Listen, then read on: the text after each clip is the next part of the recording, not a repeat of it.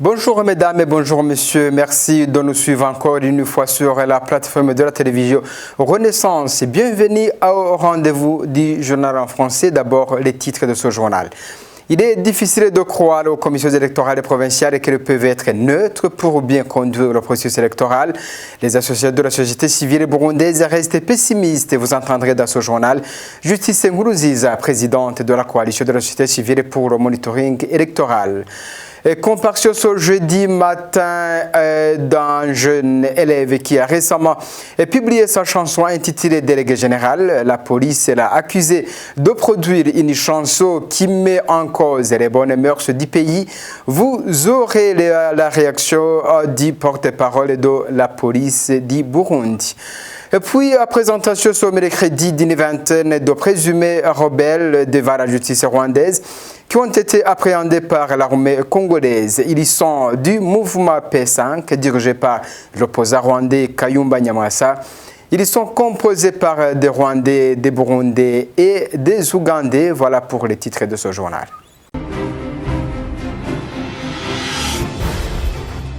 Rebonjour. Les commissions électorales provinciales indépendantes ne rassurent personne quant à la neutralité. C'est ce qu'annonce Justine Nkuruziza qui représente la coalition de la société civile pour le monitoring électoral et COSOM en sigle. Selon elle, le parti CNDD-FDD ne pourra pas accepter que les élections soient transparentes. Elle le dit ainsi au moment où, ce mardi, ces commissions ont prêté serment. À cette occasion, le président de la CENI a rassuré que ces commissions seront impartiales. Suivez plutôt Justine Nkuruziza.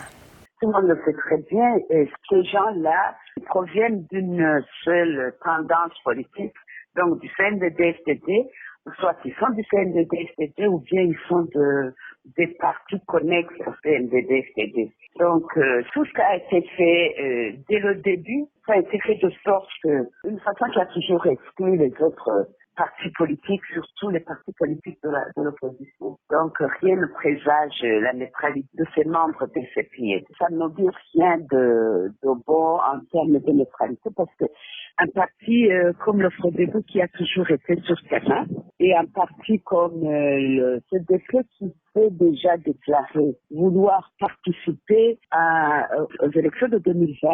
Donc ce sont des partis qui l'auraient fallu au moins jouer l'hypocrisie de les intégrer. Mais malheureusement, ils n'ont pas été intégrés. Donc, tu vois que c'est l'exclusion qui continue et ils savent ce qu'ils veulent. Ils veulent des résultats qui avantagent le CNDD-FDD et ils vont faire tout pour essayer d'exclure les autres.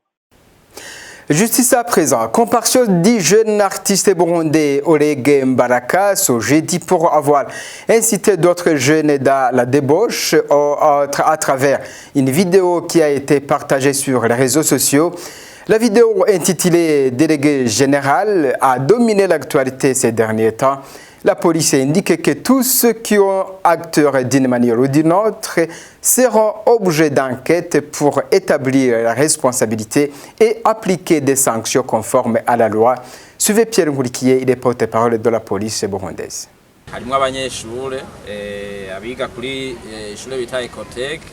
Parmi les acteurs, on y trouve les élèves de l'école dite Ecotech, les élèves de l'ETS Charama, les élèves du lycée municipal de Kinama, ceux de l'école Etrak Charama, les élèves du lycée municipal de Kanyosha, ainsi que les élèves de cette école où a été produite la chanson. Il a également été appuyé par un certain Snoke du groupe nommé Ovadu Team, surtout pour un appui financier. Les enquêtes se poursuivent, surtout du côté des responsables de cette école. Ces enfants qui ont été utilisés dans cette chanson afin qu'ils soient punis conformément à la loi. Il est accusé d'avoir incité ces jeunes à la débauche et atteinte au meurtre.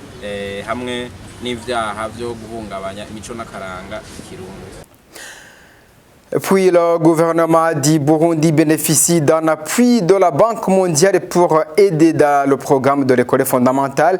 Juma Edouard, porte-parole du ministère de l'Éducation nationale, dit que cet appui consiste à former les enseignants des premières années fondamentales. Suivez Juma Edouard.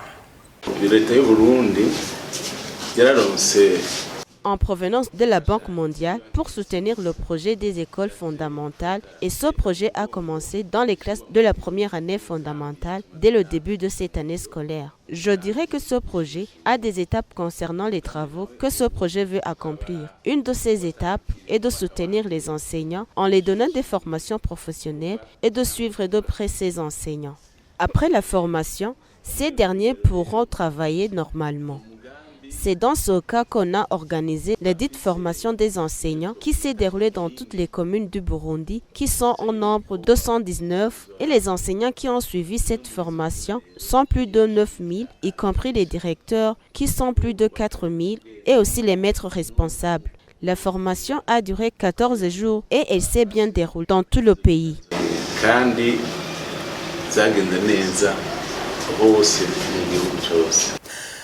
Nous poursuivons notre journal. L'Assemblée nationale a convoqué la ministre de la Jeunesse et de la Culture sur le sujet de l'organisation des Jeux. Le ministère de la Jeunesse et Sport a annoncé que les joueurs qu'ils utilisent ne sont pas à la disposition du ministère, mais il y en a d'autres issus des autres ministères.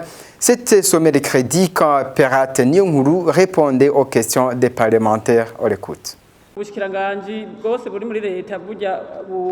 Tous les ministères forment un seul corps et travaillent en commun.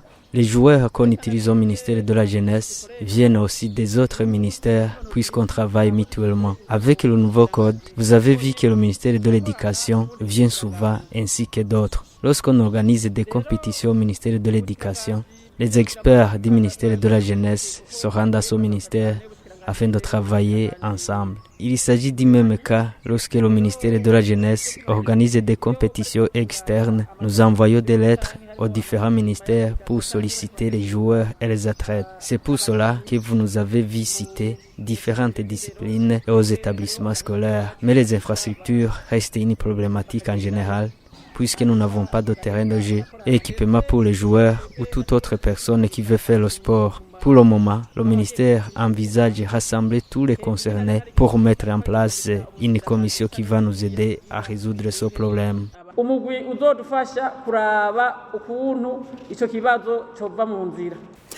Avant de clore ce journal, le procès de 25 personnes accusées de collaborer avec les mouvements rebelles en République démocratique du Congo a débuté ce mercredi à Kigali, la capitale rwandaise. Ils y sont poursuivis pour avoir surtout été proches du mouvement RNC, dit de Kayumba Nyamwasa. Les 25 personnes se composent des Rwandais, des Burundais et des Ougandais. Les détails, c'est à travers ce reportage de Franck Kaz. Ceux qui sont venus du Burundi sont plus nombreux, ils sont à 18. 8 sont venus de l'Ouganda, une personne est venue du Kenya et une autre du Malawi. Au Burundi, ils étaient logés dans un hôtel nommé Transit Hotel avant de traverser la frontière. Tous les 25 sont de 3 nationalités, 4 Burundais, 3 Ougandais, les autres sont tous de nationalité rwandaise. Le lieu de rassemblement était au sud Kivu. Arrivés là-bas, ils ont reçu l'ordre de se rendre à Massissi au nord Kivu. C'est là où ils ont été appréhendés par l'armée congolaise avant d'être remis aux autorités rwandaises. Ils doivent répondre à 4 chefs d'accusation basés sur la participation dans des groupes armés.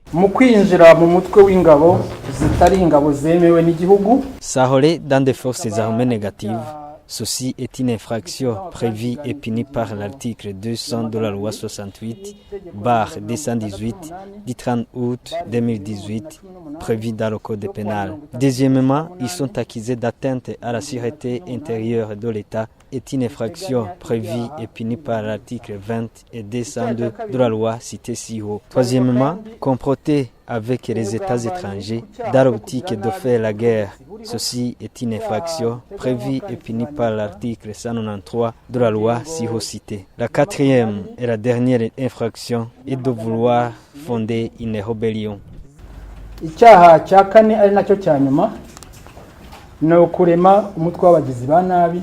Tous ces 25 ont été appréhendés alors qu'ils rejoignaient le groupe P5, composé par ces groupes rebelles qui combattent le pouvoir de Kigali. Parmi ces groupes rebelles figure le ANC du général Kayumba Nyamwasa qui dirige ce groupement. C'est ici par ce reportage de Franck Kazé que je mets en professionnel à ce journal. Merci de nous avoir suivis. Au revoir et à la prochaine.